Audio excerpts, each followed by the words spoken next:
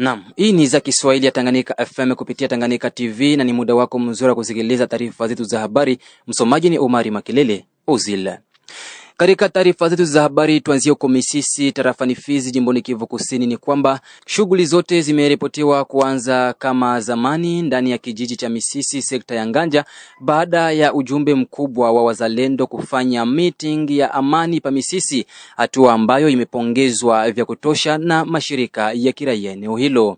Kwake Dunia Floribert Doms, mratibu wa shirika jipya la raia ndani ya sekta ya Nganja, ameanza kueleza yafuatayo.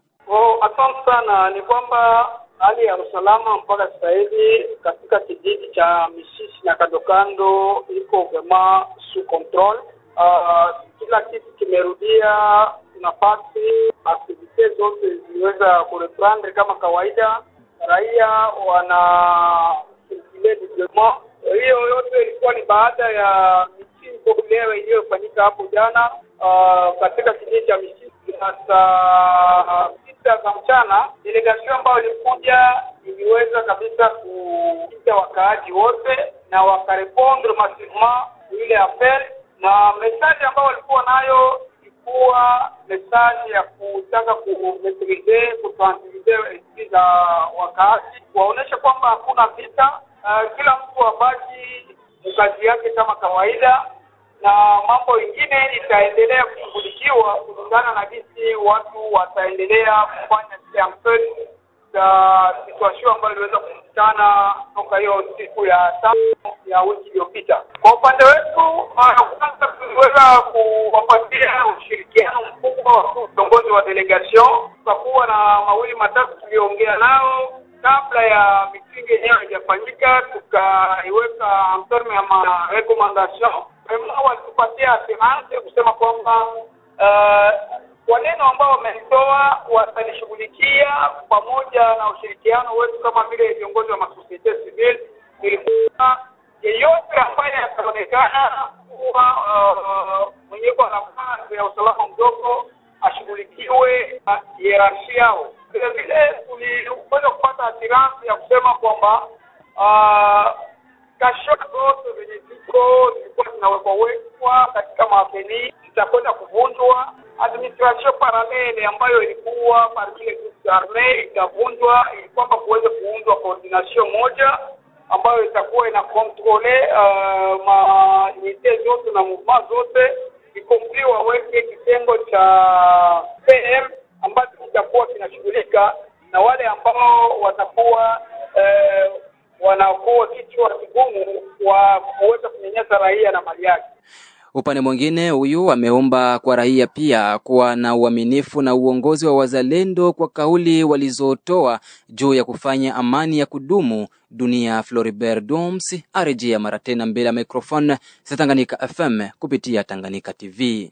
Tuko na confiance na jeshi ambalo linatuchunga, vile vile tunapaswa kuwa na confiance na maneno ambayo wanatupatia, pamoja na ushirikiano mkubwa ambao tutauweka kwa hao ambao tunakuwa nao hapa. Naamini kwamba usalama utarudia bila shida. Kuna mekanisme ya suivi ambayo imewekwa ili kuhakikisha hayo yote ambayo yameongelewa yatatekelezwa kweli kweli, kwa sababu mara nyingi kuongea na kutekeleza ni vitu viwili tofauti. Ndio hiyo sasa inabaki ni kwa upande wetu tuangalilie baada ya kusikia, je, yale ambayo yalisemwa yametekelezwa? Maana sisi tunakuwa tuko macho na vino vya raia, japo tu zile trakaseri zitaendelea kuonekana, kisha tutafunga mdomo, tutasema hadharani na watu watajua na wakuu viongozi watajua kwamba walilolifanya ilitekelezwa au walitekelezwa. Na fikiri kwamba hilo linabaki sasa kwa upande wetu kama vile wasimamizi wa mashirika za kiraia. Impression yetu ni kwamba kwanza tuliweza kufelicite presence ya delegation kutoka huko Uvira kufika hapa. Tulishukuru sana implication na initiative za wakuu viongozi wa wazalendo, wakiwemo wa mzee Amuri William ya Kutumba pamoja na mzee Ngoma Nzitu, kwa kuweza kudepeshe en urgence ekipe ambayo itakuja kutoa solution maeneo ya huku. Na hivyo tu tuliweza kushukuru kwa wale ambao wamejitolea kwenye safari ndefu ya kuja kutoka Uvira kufika hapa.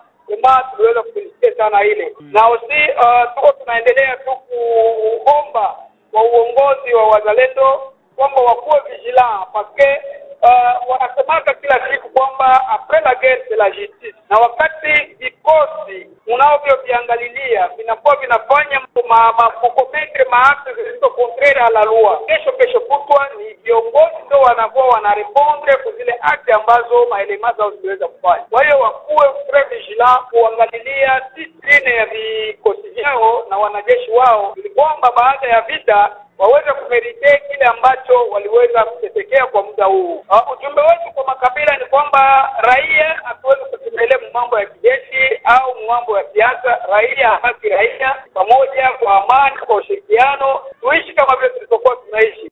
Tubaki tu katika tarafa hilo la Fizi ni kwamba kufungia vyama kutokujihusisha na kazi zozote hapa nchini Jamhuri ya Demokrasia ya Kongo ni njia mojawapo ya kushinda vita vya M23.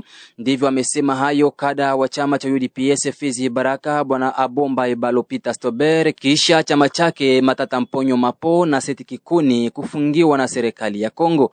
Mwangaza huo ameutoa kisha serikali ya DRC kufungia vyama hivyo kwa vile vinara wao walishiriki kwenye mkutano ulioitishwa naye rais wa zamani Joseph Kabila huko Nairobi, Kenya siku zilizopita. Ebalo Abomba Peter Stober anaelezea yafuatayo. Cha kwanza ni kususpendre kwanza ile fonctionnement yao, kwa sababu unaleta maneno ya kudanganya watu ovyo. Wakianza tembea olela wanaleta maneno ya kudanganya raia wa Kongo. Hicho cha kwanza ni kufunga ile machama isitumike, na hicho tumekifanya. Kama government imefanya hivi, mimi nimesupport kama mkongomani halisi. Na hicho ninawaambia wakongomani wasife wasi au watu wa Fizi. Hiyo ni solution ya inayotafutikana ili wakongomani waishi kwa amani. Martin Fayulu yuko Kinshasa anatembea kama ilivyo. Moise Katumbi anatembea na anafanya vya kwake, na wengine Kongo ina vyama karibu ya 400 na vyote vinatumika halali. Ule ambaye anashika bunduki kwa kuharibisha nchi ya Kongo. Sisi chama cha UDPS tulifanya miaka 37 atukamata kabunduki. Tulipata madaraka, kwa leo tunaongoza. Wachunge tuorganize election, wakuje tukompatire ensemble, ula atakaye faulu anafaulu. Lakini kusema kama uende kamata bunduki, hiyo kwanza hata sheria ya Kongo inakatala hiyo. Hivyo vinara au njo wanaita mkifaransa wa fondateur wa hivyo vyama. Yaani niko sawa ni entreprise privé yao. Hauwezi kubasepare na hivyo vyama. Tunafunga vyama, yani na activities zao bale tunazifunga vile. Hawawezi tumika zingine activity. Labda ba create zingine vyama vya mpya na viende kule tufuatilie na dossier zao petete. Lakini hivi hawezi separe LGD na Matata Mponyo. Hiyo tunaifunga, hakuna mwaye kabisa hiyo. Najua raia ya Kongo isapoti Felix Tshisekedi imunge mkono, kwa sababu hiyo vita tulikuwa tunapigwaniwa amo haikukuwa vita tu vya Rwanda wala wanani, ilikuwa community international yote, umoja wa mataifa mzima ulikuwa ukitupiga vita. Na kwa leo ninawahakikishia vita vinaenda fika mwisho na M20 tunaishinda na tutaishinda. Kwa hiyo naomba watu wakae kimya, wasilete vurugu, wakujiunga tusupport Tshisekedi, tusupport jeshi yetu ya Kongo, wazalendo tuwasupport ili tuhakikishe sisi wote tumepata amani. Najua bientôt tutapata amani na vita vinaisha. Mwishowe Ebalo Abomba Peter Stober amewataka raia wa Fizi Baraka kuendelea kuweka matumaini kwa Rais Felix Antoine Tshisekedi kwa amani ya Jamhuri ya Demokrasia ya Kongo.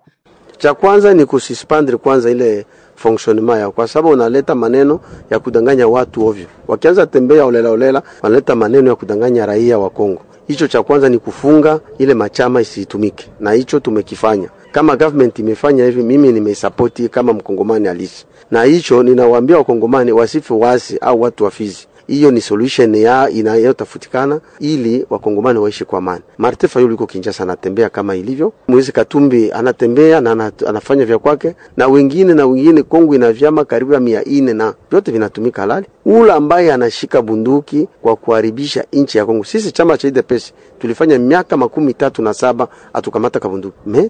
Tulipata madaraka, kwa leo tunaongoza. Wachunge tuorganize election, wakuje tukompatire ensemble, ula atakaye faulu anafaulu. Lakini kusema kama uende kamata bunduki, hiyo kwanza hata sheria ya Kongo inakatala hiyo. Hivyo vinara au njo wanaita mkifaransa wa fondateur wa hivyo vyama. Yaani niko sawa ni entreprise privé yao. Hauwezi kubasepare na hivyo vyama. Tunafunga vyama, yani na activities zao bale tunazifunga vile. Hawawezi tumika zingine activity. Labda ba create zingine vyama vya mpya na viende kule tufuatilie na dossier zao petete. Lakini hivi hawezi separe LGD na Matata Mponyo. Hiyo tunaifunga, hakuna mwaye kabisa hiyo. Najua raia ya Kongo isapoti Felix Tshisekedi, imunge mkono, kwa sababu hiyo vita tulikuwa tunapigwaniwa hamo haikukuwa vita tu vya Rwanda wala wanani, ilikuwa community international yote, umoja wa mataifa mzima ulikuwa ukitupiga vita. Na kwa leo ninawahakikishia vita vinaenda fika mwisho na M20 tunaishinda na tutaishinda. Kwa hiyo naomba watu wakae kimya, wasilete vurugu, wakujiunga, tusapoti Tshisekedi, tusapoti jeshi yetu ya Kongo, wazalendo tuwasapoti ili tuhakikishe sisi wote tumepata amani. Najua bientôt tutapata amani na vita vinaisha. Na kule katika mji wa Uvira ni kwamba mtoto mmoja wa kike mwenye kukadiriwa kuwa na umri wa miaka 16 amefariki na kuzikwa siku ya 5 ya wiki tunayo mjini Uvira baada ya kupelekwa na mto ambao umejaa kutokana na mvua iliyonyesha siku ya 4 ya wiki tunayo. Vuguvugu Machozi ya Raia imetoa pole kwa familia iliyokumbwa na msiba huo. Kwake Dunia Amisi, mratibu wa muundo huo Machozi ya Raia, ameanza kwanza kuonyesha ni katika mazingira gani mkasa huo umetokea. Mvula yenye ilinyesha jana ndio iliua dada umoja wa miaka 16. Unajua kama hapo Uvira kuna mitoni mingi sana yenye iko inayalaka na yenye inawaka watu, notama ile mtoni ya Mlongwe na kuko nyumba karibu pale yenye ilikuwa karibu na ile mtoni. Kulikuwa dada wa miaka 16 mwenye jina yake Turinavyo. Huyo dada alikuwa mshambrete yake wa miaka 16 mwabo. Sasa mvula inyesha jana ikabeba nyumba, ikabeba ile kipande yenye alikuwa hapo, na ule dada akabebewa na mai na akakufa. Vraiment tunatoa pole sana, lakini usikitoa kuongeza ni kufuatana tu na ile hali, parce utajua kama ni serikali yetu ndio haiko inajali kukua na kirema mitoni. Mvula inanyesha, serikali inekaa kimya, haita kire mitoni, haitafanya nini, kingi inapita na acha hivyo tu. Ndio ile hali tulisema kama sisi kama shirika la kiraia Machozi ya Raia tutaenda tunafunga mamingini zenye kwa mitoni juu serikali ikuwe inapata ile roho ya kuenda na vidula mamitoni. Tusiko tunanga paka siku watu wanakufa, njo serikali inaleta mchango, inaleta machakula, inaleta masabuni, inapatia watu muda kusaidia watu ingali kiemo. Wanamtangazaji ndio tulianza hiyo mardi, tulianza kufunga mwingine ya Kabimba. Donc kwa sasa hii mwingine ya Kabimba kuko mtoni pale yenye wanaita Kabimba yenye iko Karungu ile mwingine ile mtoni ilianza kufanya madega depuis 2024. Gouvernement alishafika pale mara 3 fois, iko nenda ambia population ya pale kama atakaye jidilishe ile mtoni. Sasa tunakuwa tena mperiode ya mvula mpaka sasa hii watu hawaoni mtoni ishavimba, mai inaenda nengia manyumba za watu, mpaka sasa huko silence auprès ya gouvernement. Upande mwingine ameongeza kuwa kwa siku za usoni raia wa eneo zenye kuasirika na mito pamoja na vuguvugu Machozi ya Raia watahamia kwenye ofisi ya gavana ili kuomba ipate suluhu juu ya tatizo hilo. Machozi ya Raia tuliakompanyia wale watu ya pale Kalungwe kufunga barabara. Donc ukitoka Uvira kuna wa Uvira afiki Kabimba na kutoka Fizi afiki kufika Uvira. Donc tunabarikade route kusema kama tunataka serikali ikuye izidule ile mtoni. Na depuis mardi tuko pale, tunashangaa tukasaki kwa surveillance radio kungambo ya serikali. Tunapanga hiyo hali kisha endelea. Lendi tutafunga mamizigo yetu yote basi hapo Kabimba, tutafunga mamizigo yetu yote, tunaenda mpaka kwa gouvernement, tunaenda ikala mule na machungu na masani, tunaenda mule tunaenda ikala. Kisha tuone sasa jinsi parce que tunaona sababu serikali yetu kama vitu la légèreté. Donc ni mwile tu hali ya kutia serikali pression kuiambia kama inapaswa jiprendre a responsabilité na isaidie raia. Ndio maana tutafanya vitu tunekala ku gouvernement kabisa mpaka siku yenye batalizaka anza kirele mtoni. Ndio tunapenda watu wakufe, ndio serikali iende fanye msaada.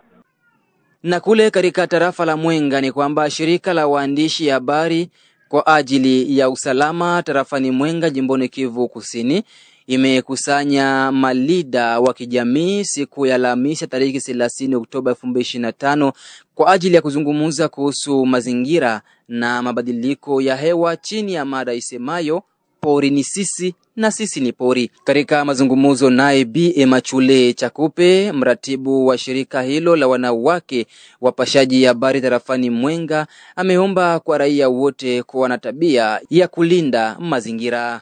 Tulikuwa tunaitwa na Association des Femmes Journalistes Engagées pour la Paix, ASBEL kwa kifupi, na walikuwa wanatuitisha juu ya teme ambayo ilikuwa nasema pori ni sisi na sisi ni pori. Kwanza nimeelewa kwanza pori ni sisi juu pori natusaidia kubitu ya mingi. Tulizungumzia mengi kama pori inatusaidia kwa kutupatia hewa nzuri, inatupatia vile vile madawa na chakula ambayo pia tunatumia huku sana inatoka ndani ya pori. Siku hizi hali ya pori inaendelea kuzorota sana, kwani tunakuwa upungufu ama mdificulte ya kupata yale yote ambao pori ilikuwa inatusaidia.